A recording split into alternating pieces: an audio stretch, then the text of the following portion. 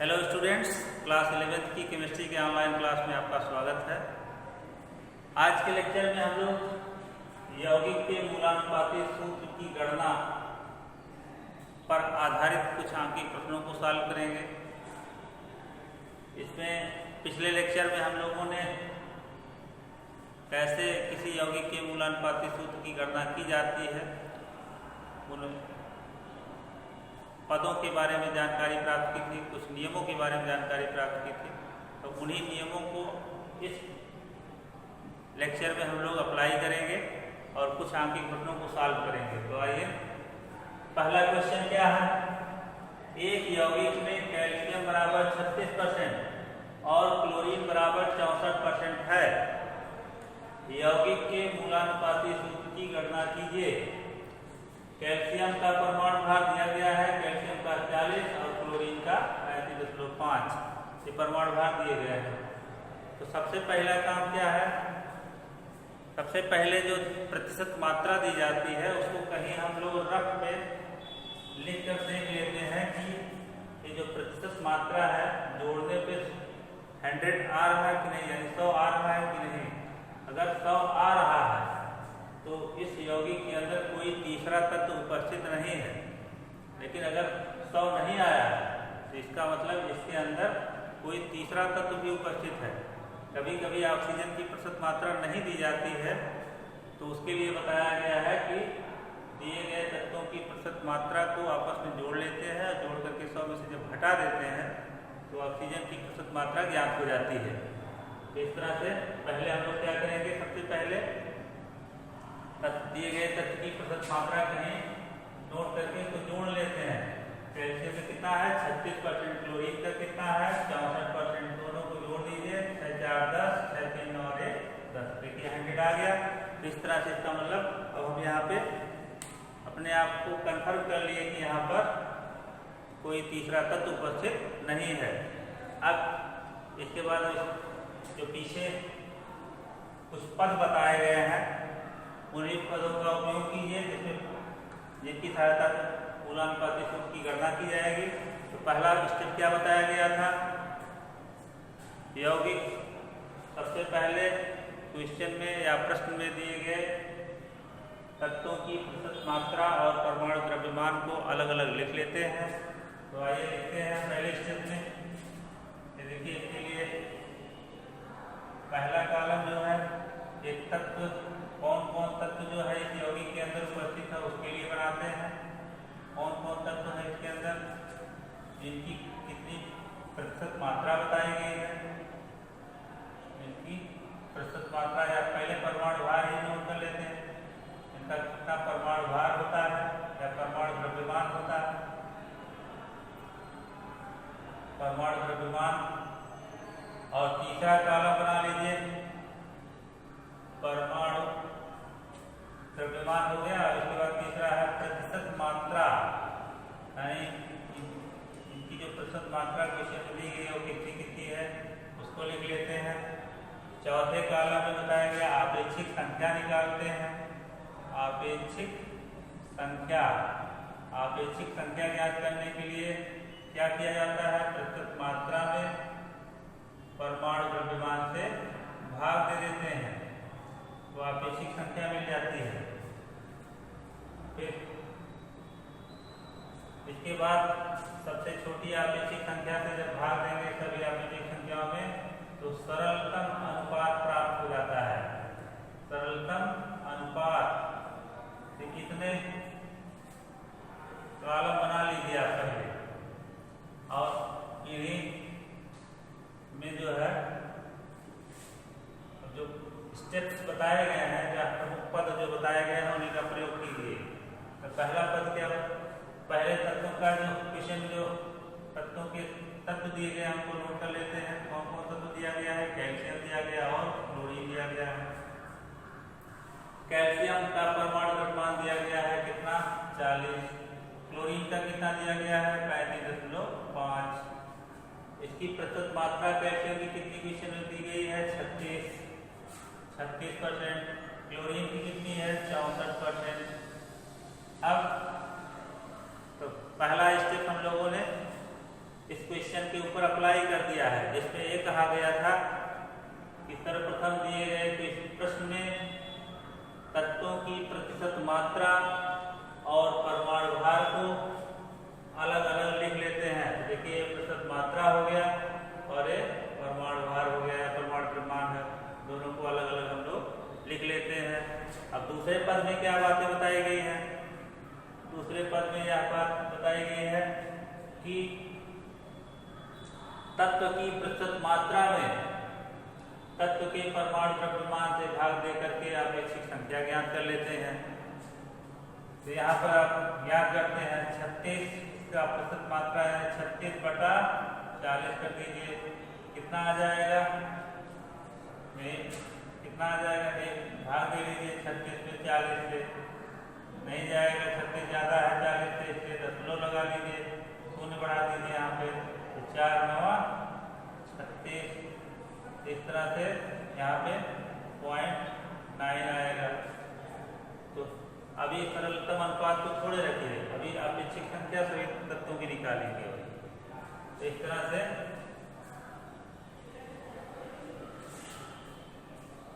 तो ये हो गया, इसका निकालिए 64/35.5, इसको भी भाग दे लीजिए कहीं किनारे। तो 64 में यहाँ दशमलव एक अंक पे है, तो इसके ऊपर एक जीरो बढ़ा दीजिए। 355 से जब भाग देंगे तो 355 तो नहीं ज़्यादा हो जाएगा, इसलिए एक बार जाएगा, एक पंजे यहाँ सीधे 355 ले दीजिए, घटा दीजिए, 10 में से 5 गए 5, 13 में से 5 गए 8, 10 में से 5 गए 5, 13 में से 5 गए 8, और यहाँ बचा 5, 3 गए 2। और इसके बाद फिर नहीं जाएगा, 285 आया है, आप 155 है, दशमलव लगा जीरो बढ़ा दीजिए, 3 8 24, देखिए 8 बार जाएगा, 8 पंजे 40, 8 पंजे 40 और 4 44, 8 3 24 और 24 और 4 28। एक बार फिर पूरा कर लीजिए, 8 पंजे 40, 8 पंजे 40 4 44 और 8 24 4 28, घटा देंगे 10 आ जाएगा। फिर जीरो आए तब भी नहीं जाएगा, तो जीरो यहाँ बढ़ा दीजिए इस तरह से, और आगे कोई जरूरत नहीं है, इतना बहुत है 1.80। इस तरह से क्लोरीन की आपेक्षिक संख्या कितनी आ गई? 1.80। तो दूसरे स्टेप का पालन हम लोग कर लिए, दूसरे पद का, इसमें कहा गया था कि तत्वों की प्रतिशत मात्रा में उसके परमाणु द्रव्यमान से भाग दे करके आपेक्षिक संख्या ज्ञात कर लेते हैं। अब आपेक्षिक संख्या जब ज्ञात हो गई, तो अब उसके बाद जो अगला पद बताया गया था तीसरा वाला, उसमें कहा गया था कि सबसे छोटी वाली आपेक्षिक संख्या से सभी आपेक्षिक संख्याओं में भाग दे करके सरलतम अनुपात ज्ञात कर लेते हैं। तो यहाँ पर सबसे छोटी वाली आपेक्षिक संख्या कौन है? 0.9 है, तो 0.9 से पहले वाले में ही भाग देंगे, तो 0.9/0.9 जब कर देंगे तो यहाँ तक क्या जाएगा 1। ऐसे ही दूसरे में जब भाग देंगे 0.80 में इतने से, तो कितना आ जाएगा? 2 अंक पे 10 हटा दीजिए, एक जीरो बढ़ा करके, तो एक जीरो कट जाएगा और 9 9 दूनी 18, यानी यहाँ आ जाएगा 2। तो इस तरह से यहाँ पे आप देख रहे होंगे कि सरलतम अनुपात जो मिला है वो पूर्णांक में मिला हुआ है। इसलिए हम लोग इसके बाद वाला जो स्टेप एक बताया गया था कि यदि सरलतम अनुपात पूर्णांक में प्राप्त ना हो तब किसी एक ऐसी संख्या से गुणा करते हैं कि सभी संख्याएं जो है वो पूर्णांक में परिवर्तित हो जाए। ये वाला स्टेप यहाँ पर अप्लाई नहीं होगा। अब इसके बाद सीधे अगले स्टेप में चले जाएंगे। तो अगला स्टेप में क्या बताया गया है कि तत्वों के संकेत को, यानी 5वां जो स्टेप है लास्ट वाला, उसमें क्या कहा, इसको बंद कर लीजिए। अब ये कहा गया है कि तत्वों के संकेत को पास पहले लिख लीजिए, यानी मूलानुपाती सूत्र ऐसे लिख लीजिए। मूलानुपाती सूत्र बराबर क्या हो जाएगा? पहले तत्वों के संकेत को पास ऐसे लिख लीजिए ऐसे। पास लिखने के बाद तत्वों प्राप्त होने वाले सरल अनुपात को तत्वों के संकेत के दाईं ओर नीचे की ओर, इसका दाया कैल्शियम का दाया इधर होगा यानी क्लोरीन के साइड में होगा, और नीचे की ओर लिखना है कितना, जो सरलतम अनुपात मिला है, यानी कैल्शियम का सरलतम अनुपात कितना मिला है, 1 मिला है, और क्लोरीन का सरलतम अनुपात कितना मिला है, 2 मिला है। एक क्वेश्चन एक सूत्र लिखते समय नहीं लिखा जाता, इसलिए क्या हो जाएगा, एक छोड़ दीजिए, सूत्र क्या बन जाएगा, CaCl2। तो इस तरह से यौगिक का सरलतम सूत्र या मूलानुपाती सूत्र क्या प्राप्त हो गया, CaCl2। तो इस तरह से देख रहे हैं, बहुत आसान क्वेश्चन है, बहुत आसान, बहुत केवल उन 5 नियमों को आप रट लीजिए जो 5 नियम बताए गए हैं। पहला नियम क्या बताया गया था कि सबसे पहले यौगिक में दिए गए तत्व की प्रतिशत मात्रा और परमाणु भार को अलग अलग लिख लेते हैं। दूसरे स्टेप में बताया गया है कि दूसरे स्टेप में बताया गया है कि तत्व की प्रतिशत मात्रा में परमाणु भार से भाग देकर के अपेक्षिक संख्या ज्ञात कर लेते हैं। और तीसरे स्टेप में बताया गया है कि सबसे छोटी अपेक्षिक संख्या से प्राप्त होने वाली सभी अपेक्षिक संख्याओं में भाग दे करके सरलतम अनुपात ज्ञात कर लेते हैं। और चौथे स्टेप में बताया गया है कि यदि सरलतम अनुपात पूर्णांक प्राप्त ना हो तो किसी एक ऐसी संख्या से गुणा करते हैं कि सारे सभी सरलतम अनुपात जो है वो पूर्णांक में परिवर्तित हो जाए। और यदि अगर ये पहले से ही पूर्णांक में है तो कुछ करने की जरूरत नहीं, तब चौथा स्टेप लागू नहीं होगा। तो इसके बाद 5वें स्टेप में चले आइए, वहाँ पे कहा गया है कि तत्वों के संकेत को पास पहले लिख लेते हैं, और लिखने के बाद प्राप्त होने वाले सरलतम अनुपात को उनके संकेत के दाईं ओर नीचे की ओर लिख देने पर यौगिक का मूलानुपाती सूत्र प्राप्त हो जाता है। तो इस क्वेश्चन को ऐसे सॉल्व किया जाएगा। एक और क्वेश्चन सॉल्व करते हैं हम लोग। ये हो गया यौगिक के मूलानुपाती सूत्र की गणना में पहला क्वेश्चन हो गया, बहुत आसान है। कक्षा 9 में भी शायद था ये, लेकिन 11th क्लास में भी कुछ बेसिक जानकारी लेनी है, क्योंकि अध्याय का नाम मूल अवधारणाएं है, यानी पीछे आपने जो कुछ पढ़ा है उसमें से कुछ अंश यहाँ पर भी पढ़ना है। तो चलिए आगे बढ़ते हैं। क्वेश्चन एक बताया गया है कि एक साल्ट में कॉपर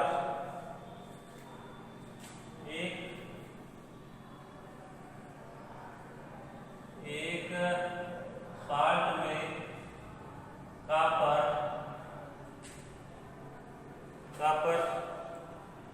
बराबर 25.46%, 25.46%, सल्फर बराबर 12.82%, सल्फर बराबर 12.82%, ऑक्सीजन बराबर 25.65%, ऑक्सीजन बराबर 25.65%, और क्रिस्टलन जल तथा क्रिस्टलन जल यानी जो जल के अणु है, क्रिस्टलन जल 36.07% है, 36.07% है, 36.07% है। साल्ट के मूलानुपाती सूत्र की गणना कीजिए। साल्ट के मूलानुपाती सूत्र की या सरलतम सूत्र की गणना कीजिए,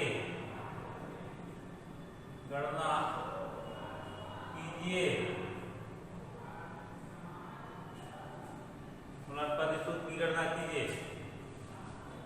चलिए सॉल्व करते हैं। जो पीछे नियम बताया गया है 5, जो 5 स्टेप बताया गया है, उन्हीं 5 स्टेप का ध्यान करके इस सवाल को सॉल्व करते हैं, इस क्वेश्चन को सॉल्व करते हैं। बहुत आसान है। सबसे पहले क्या करेंगे, सभी तत्वों की प्रतिशत मात्रा को जोड़ लेते हैं कहीं रफ पे, और यह चेक कर लेते हैं कि सारे तत्वों की प्रतिशत मात्रा जोड़ने पर 100 आया है कि नहीं। अगर आ गया है तो एकदम निश्चित होकर तब सवाल आगे बढ़िए। चलिए, कॉपर कितना है 25.46%, सल्फर कितना है 12.82%, ऑक्सीजन कितना है 25.65%, जल कितना है 36.07%।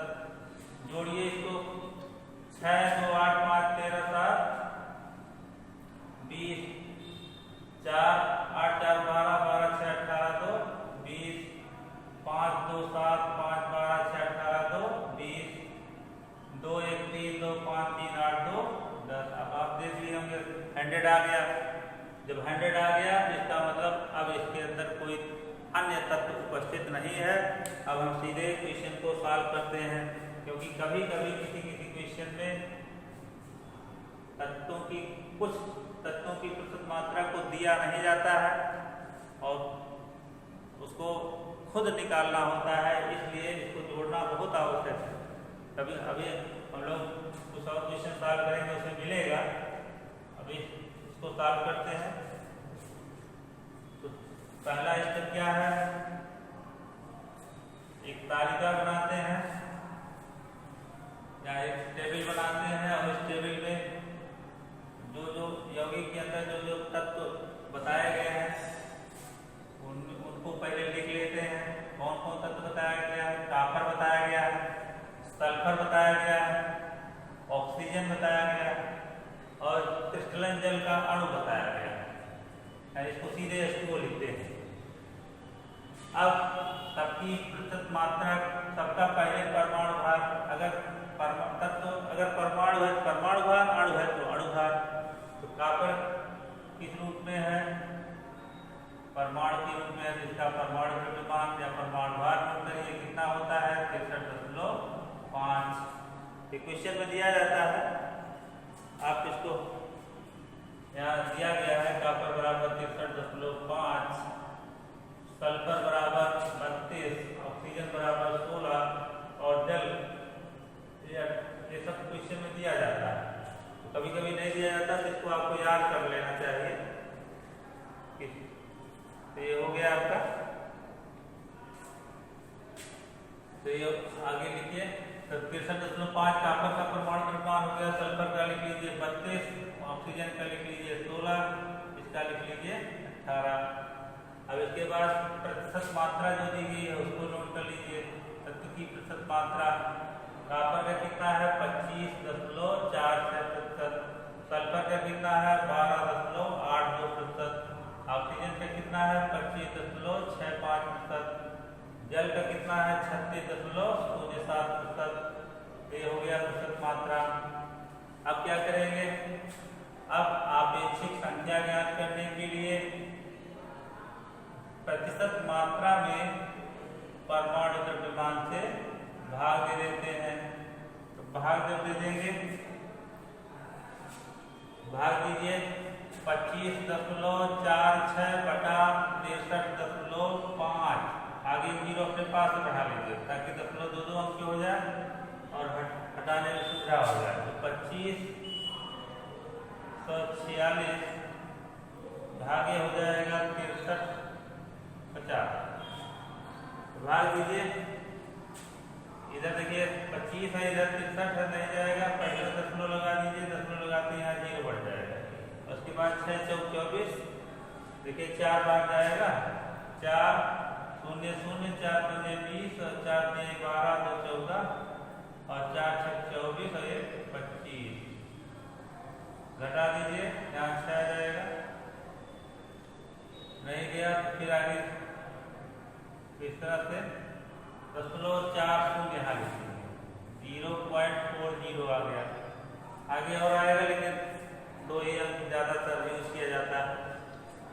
तो 12.82 में भाग दीजिए 32 से, तो 12.82 भागे सल्फर का परमाणु भार 32, यहाँ देखिए 2 अंक 10 है, 10 का वाट कर दीजिए, तो ये हो गया।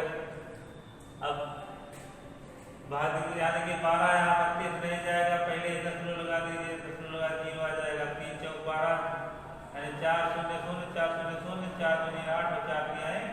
पारा 20 यहाँ बच गया, नहीं जाएगा आगे, शून्य आगे तो नहीं जाएगा, फिर 0 और उतार दीजिए, नहीं जाएगा तब, इसलिए यहाँ पर भी 0.40 आएगा।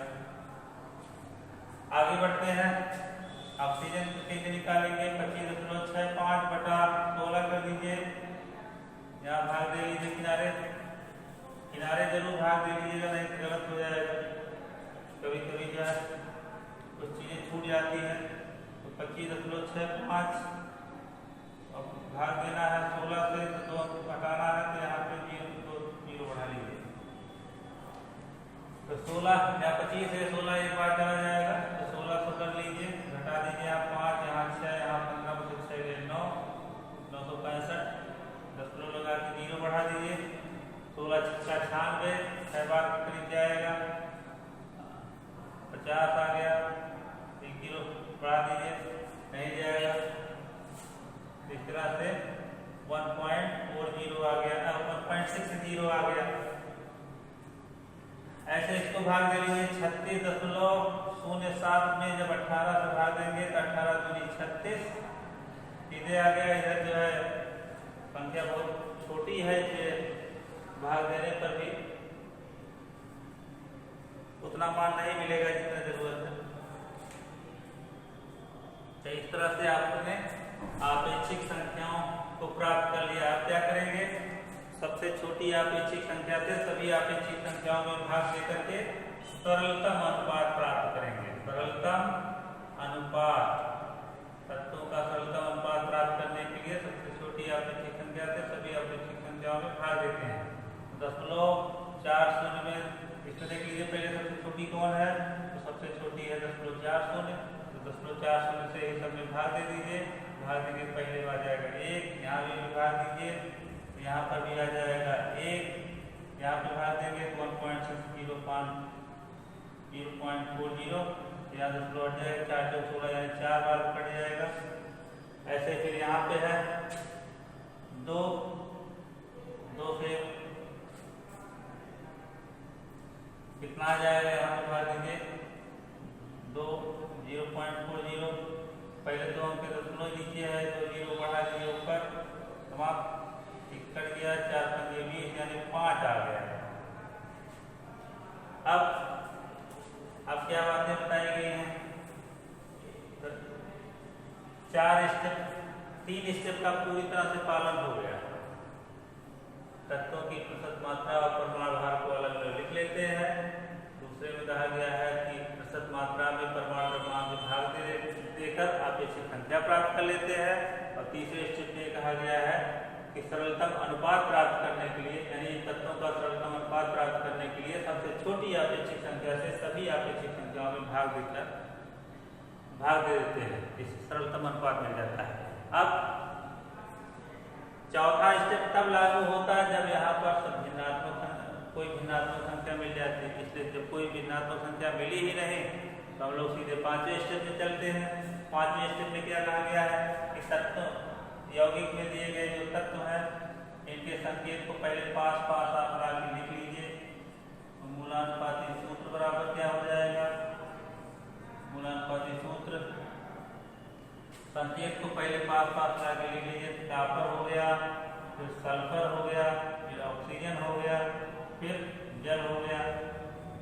अब कॉपर के लिए आपने कितना सरलतम अनुपात प्राप्त किया है, कॉपर के संकेत के दाईं ओर नीचे की ओर अनुपात को लिखना है। तो कॉपर के लिए आपने कितना सरलतम अनुपात प्राप्त किया है, 1, इसलिए कॉपर के दाईं ओर नीचे की ओर 1 लिख दीजिए। सल्फर के लिए आपने कितना प्राप्त किया है, 1, इसलिए सल्फर के संकेत के दाईं ओर नीचे की ओर लिख दीजिए 1। ऑक्सीजन के लिए आपने कितना प्राप्त किया है, 4, इसलिए ऑक्सीजन के संकेत के दाईं ओर नीचे की ओर 4 लिख दीजिए। जल के लिए आपने कितना प्राप्त किया है, 5, इसलिए जल को कवर करके नीचे लिख दीजिए 5।